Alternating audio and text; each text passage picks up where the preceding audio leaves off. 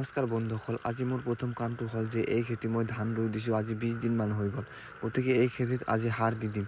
এইবাৰ লাষ্ট সাৰ দি দিম, ইয়াৰ পিছত আৰু ইয়াৰ পিছত আৰু সাৰ নিদিওঁ। ইয়াৰ পিছত আৰু ধানকেইটা কাটি ল'ম। গতিকে মই পুৱাই আৰু গৈ আছোঁ চাইকেল লৈ সাৰ আনিবলৈ। সাৰকেইটা আনি ঘৰত থৈ তাৰপিছত মই নামি গ'লোঁ পথাৰত, কাৰণ সাৰকেইটা দিয়াৰ আগতে পানী দি ল'ব লাগিব, নহ'লে সাৰকেইটা ভাল দিয়ে, নহ'লে সাৰ দিলেও একো কাম নহ'ব। সেইকাৰণে আগতে পানীখিনি দি তাৰপিছত সাৰ দিব লাগিব। গতিকে মই পাইপখিনি বিচাৰি লওঁ পানী দিয়াৰ আগতে, নহ'লে আৰু পানী কেনেকৈ দিম। সেইকাৰণে পাইপখিনি বিচাৰি তাৰপিছত পানী দিম। মই পথাৰত নামি দেখোঁ মোৰ ভাইটিয়ে পাইপকেইটা বিচাৰি আছে। মই আৰু লগতে অলপ সহযোগিতা কৰিলোঁ। তাৰপিছত পাইপখিনি বিচাৰি তাৰপিছত ঘৰত গৈ আৰু মটৰটো জুৰি দিলোঁ। আৰু লাহে লাহে পানীকেইটা আহি আছে, পানী যাই কেইটাত সোমাব।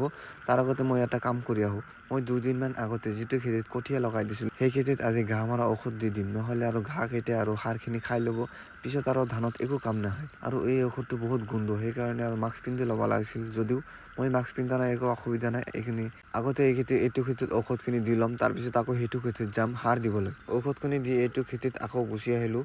সাৰ দিয়াৰ আগতে এই ঘাঁহখিনি বাচি ল'ব লাগিব, নহ'লে এই ঘাঁহখিনিয়ে সাৰকেইটা শুই লৈ যাব আৰু পিছত হাঁহকেইটা ধানত একো কাম নাহে। গতিকে আৰু ঘাঁহকেইটা বাচি লওঁ, তাৰপিছত আৰু সাৰ দি দিম। তাৰপাছত ঘৰত গুচি আহিলোঁ সাৰকেইটা লোৱাৰ কাৰণে। সাৰকেইটা লৈ আৰু তাত বঢ়িয়া কৰি মিক্সিং কৰি তাৰপিছত খেতিত দি দিম ভালকৈ। বঢ়িয়া কৰি মোৰ মিক্সিং কৰা হৈ গ'ল। এতিয়া আৰু খেতিত ভালকৈ দি দিম। যিহেতু মাহটো হৈছে ৰমজান মাহ, সোনকালে সাৰকেইটা দি ঘৰত গুচি যাব লাগিব। আকৌ ইফতাৰৰ সময় ইফতাৰৰ সময় হৈ যাব, সেইকাৰণে আৰু সোনকালে ঘাঁহকেইটা দি ঘৰত গুচি যাম। আৰু এনেকৈ সাৰ দিওঁতে মোৰ সাৰকেইটা দিয়া শেষ হৈ গ'ল। এতিয়া আৰু আমি ঘৰত গুচি যাম। ঘৰত যোৱাৰ সময়ত মোৰ ককা এজনৰ লগ পাইছিলোঁ, তাৰ লগত অলপ ধেমালি কৰিলোঁ। ধেমালি কিনি আকৌ ঘৰত গুচি যাম। ধন্যবাদ।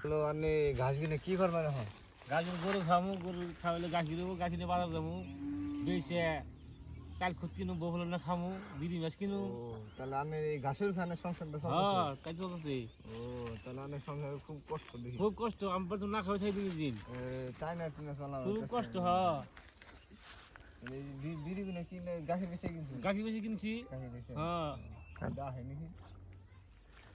বিড়ি যে খান বিড়ি খেল না নিজেরই ধ্বংস ধ্বংস হলে কি মার, ধ্বংস করে জীবন ছেড়ে দেবো না, উপায় নাই।